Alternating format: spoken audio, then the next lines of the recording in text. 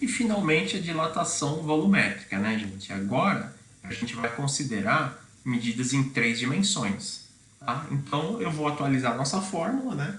Para ΔV, V0 e aqui 3 vezes o coeficiente de dilatação. Tá? Por que 3? Porque são 3 dimensões. Tá? Aqui eu trago algumas curiosidades também, tá? Onde fatalmente você já deve ter vivenciado uma situação, tá? Por exemplo, né? Sua mãe, seu pai, sua avó, qualquer pessoa que você viva já deve ter pedido para você abrir um pote de vidro, né? De algum doce, ou pote de palmito, azeitona. E aí você tentou abrir, né? Com a maior força bruta possível, colocando toda a sua força, né? Colocando toda a sua energia ali, não conseguiu abrir. Tá? Eu tenho duas formas, né, para você conseguir fazer isso. Você enfia uma colher aqui e tenta fazer com que entre um pouco de ar, para que as pressões se igualem, ou você pode resolver isso da forma termodinâmica, digamos.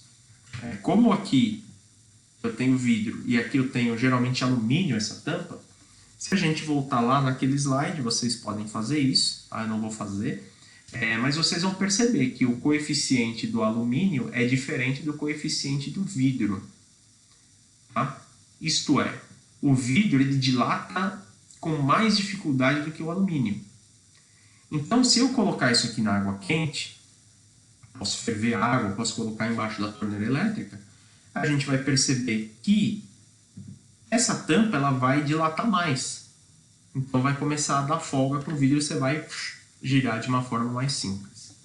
O mesmo raciocínio funcionaria, por exemplo, você quer passar essa esfera por esse aro. Tá? E aí quando você puxa, ele não passa de jeito nenhum, porque o aro é muito pequeno, ou a esfera ela é muito maior, né? Tem um diâmetro maior do que aqui o aro. Como fazer? Você pode esquentar a esfera, né? Ou então esquentar o aro e aí magicamente ele vai conseguir passar. Por quê? Porque ele expandiu aí o seu volume. Tá? Vamos ver aqui um exemplo sobre essa aplicação e aí a gente termina essa explicação. Aí eu tenho aqui um cubo de vidro com 5 centímetros de aresta. O que é a aresta do cubo? É a medida do lado dele. Tá? Então, se um cubo tem 5 centímetros de lado, a área dele é lado ao cubo. Tá? Lado vezes lado vezes lado. Desculpa, não estou calculando a área, né, pessoal? Pelo amor de Deus, né? Estou calculando o volume. O volume é L ao cubo. Então, 5 vezes 5 vezes 5 dá 125 centímetros cúbicos de volume. Ah, isso aqui é o volume inicial. Porque o que eu vou fazer? Eu vou elevar a temperatura dele. Tá? A temperatura inicial dele, então, é de 27 graus. Eu vou elevar para uma temperatura final de 57. Quanto que é a minha variação de temperatura? É de 30 graus, certo? Porque de 27 para 57. Como é um vidro comum, vamos lá no nosso slide aqui. Ó. Então eu vou usar aqui, está em inglês, tá? Glass Ordinary, então é o comum. Eu tenho vidro Pyrex também, que é um material diferente. Tá? O vidro comum tem um índice de 9 vezes 10 a menos 6. Tá? Então aqui, no cálculo, né, eu vou colocar o alfa como 9 vezes 10 a menos 6. Tá? Reparem o seguinte, essa tabela que eu passei para vocês, coeficiente de dilatação linear. Aqui a gente vai calcular o que? Dilatação volumétrica. Perfeito, então, gente. O que a gente precisa fazer nesse exemplo?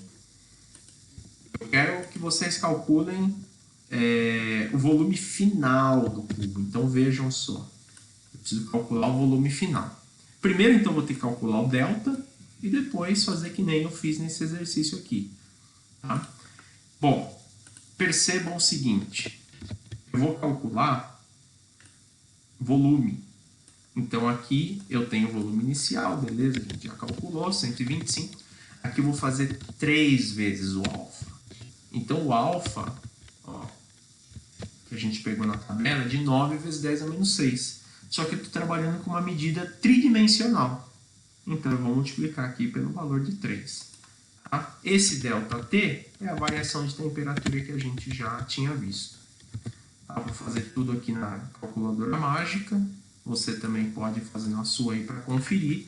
Então, ó, a conta que eu vou fazer é 125 vezes 3, vezes 9, vezes 10 a menos 6, vezes 30. Tá? Deixa eu só ver uma coisa aqui. É, menos 6 mesmo. Beleza. Achei que eu tinha errado. Então, tudo isso aqui, na minha calculadora, deu 0,10125. Ah, isso aqui sairia em centímetro cúbico. Agora, pessoal, como eu quero volume final, basicamente eu vou abrir essa fórmula aqui para volume final menos volume inicial. VF menos V0. V0 ou VI, como você preferir. De forma que o volume final, então, vai ser 125 mais 0,10125. Portanto, nosso volume final é de aproximadamente 125,10 centímetros cúbicos. Tá? Bom, finalizando aqui, em resumo, o que a gente precisa saber dessa aula? Tá? Eu consigo calcular tanto a variação de comprimento, quanto de área, quanto de volume, pelas relações que nós vimos. Tá? Isso depende de um índice, que é o coeficiente de dilatação, que é a propriedade do material, e depende também da variação de temperatura. Tá? Com isso, a gente entendeu como funciona a dilatação dos sólidos. Na próxima aula, a gente vai ver dilatação de líquidos. Né? Os líquidos, naturalmente, eles têm uma estrutura molecular diferenciada. E aí a gente vai ver algumas coisas um pouquinho distintas. Ok, pessoal? Muito obrigado a todos.